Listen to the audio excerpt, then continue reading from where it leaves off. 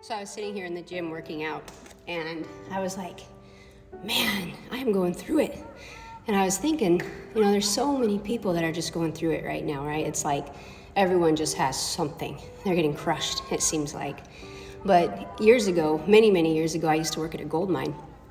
And I got to see the whole process of being in the mountain and, getting things ready and then drilling holes in the side and exploding it and bringing it down in a truck and putting it on a belt and crusher and all the stuff, right? There's a huge process to blowing up rocks.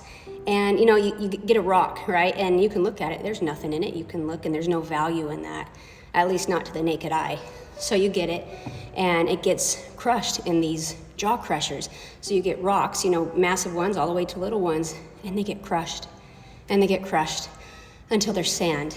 And after that, then they get spun in this machine with mercury, and the gold sticks to the mercury. And then after that, it gets refined. So the mercury it comes out, and now I hope I remember this process right, because like I said, it's been many years, like 15 years ago, somewhere in there.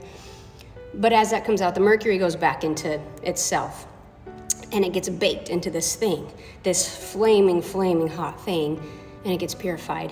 And it's funny because to that naked eye, you scrape that stuff out, and maybe you could know it's gold, but not really. It just looks yucky. But in that sense, after it's been through that whole process, that's when it's been purified, and a jeweler or someone who knows gold, right, would know the worth in that. So all that process, that crushing, and then that going through the machine, and then getting refined, getting burnt, getting all of that stuff burnt out only to be pure. The Bible talks a lot about refining, about the refiner's fire, and about, the pressure and the burning. It talks a lot about silver being refined. And I know it talks some about gold. I don't know the process of silver, but I know what it takes to refine gold, to make gold beautiful and to make it have value. You could take one of those rocks to someone who knows gold, and they'd be like, yeah, there might be a little bit of gold in here, but, it hasn't been refined, so it's worthless to me. But someone who knows that and sees that refined gold, they'll be like, yeah, sure, I'll take that. I don't know what gold is an ounce right now. Back then it was like $16.50 an ounce. I think right now it's up there.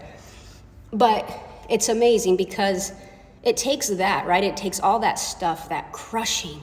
We're going through crushing, but in your seasons of crushing, only then will you make it to that purifier, to get purified into the most beautiful form and the most beautiful you, what you truly are meant to be. You're getting all that nasty burnt off, that chaff, that dross, that disgusting stuff to get to where you need to be.